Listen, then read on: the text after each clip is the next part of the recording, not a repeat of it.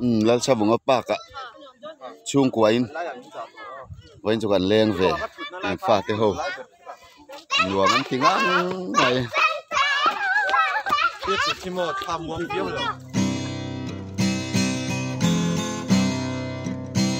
un le ni te an her liam se chal tui yang ka nga ning ni mangai len rual lung du som te nim le lo ma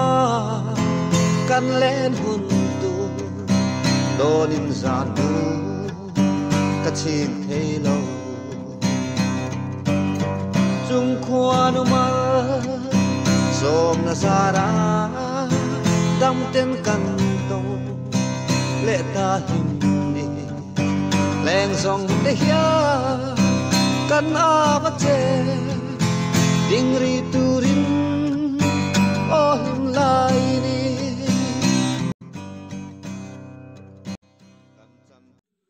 vain hi ni som ni le paruk December sang ni le som ni pakhat Sunday dar ni bor vel ni a lal sa bunga pa lim en tlo tu an tam hle mai mi puin kan hluta ti hian a ho lam le aron lut lam nen kanin pel nuk maya traffic a jam chu ni der maya he pak ron tlo tu tam tak an ron lakal zela in nakal ma deuh te ho tum an chuak boka alun tak zet ani ti chuan ke ni chung kwa po in kan han tlo ve a chuan thalak ang ang te alimom theng zong te po in ron upload ve le ni tir tu zong te in lo hlim puya he pak hi chung kwa chian cha ule nau te nen po in chicks te nen po niang chu vatlo arem khop mai a view anuama amun manuam khop mai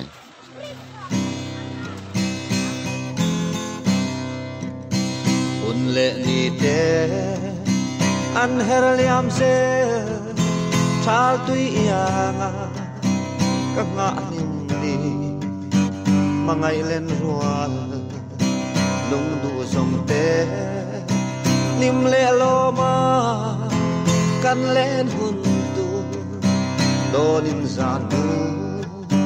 ka chin thei lo chung khuan ma chian pa soma ka best friend chon puilam RC bike bazar an het mechanic nge mai kha lo theng lol mai an nu pa in an chung kwa in an lo lo me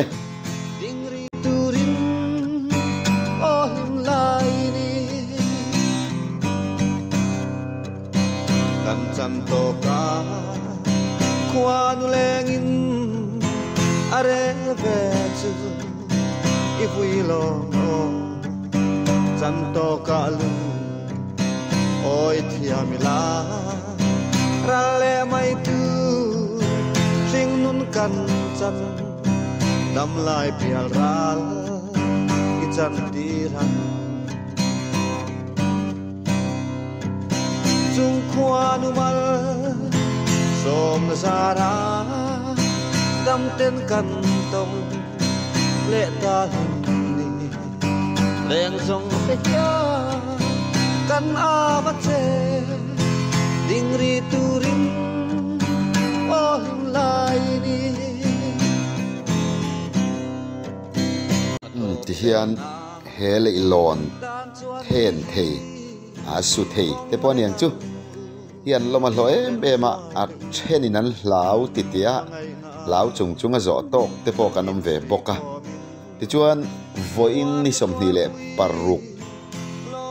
ni hian mishing an tam de uleka atlo tu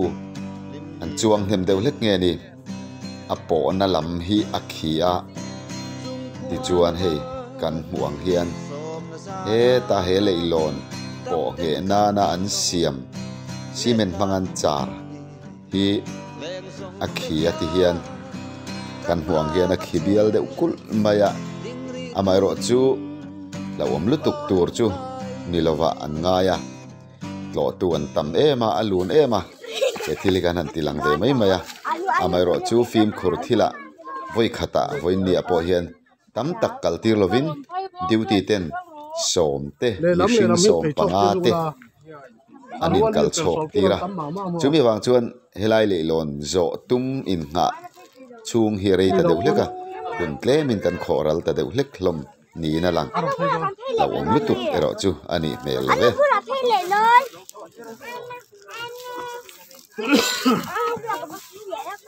Thầy khai lô. Nó nó căng đồn.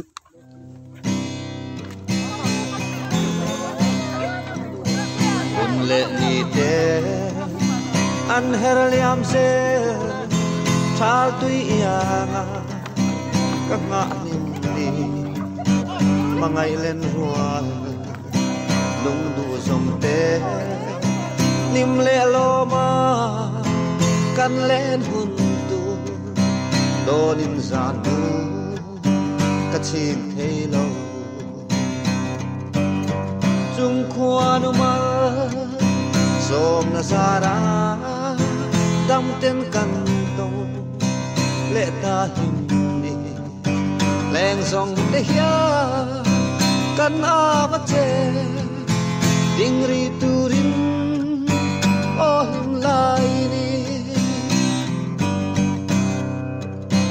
kan chan to ka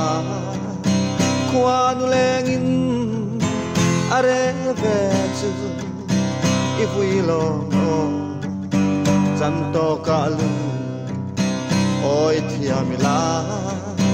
ra le mai tu sing nun kan chan dam lai pial ral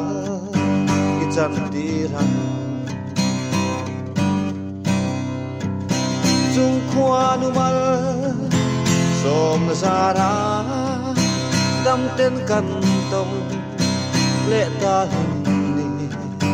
leng song te ya kan a va che ding ri tu rin o him lai ni adop berna dan chuan hei hi vong rengang u len rual te u mangai na in sui khomin tuar pui lom te lom pui lung ngai ni le lim ni song ten chung khoan mal som na sara dam ten kan tong le ta him ni leng song te hia kan a va che ding ri tu rin o him lai ni leng song te hia kan a va che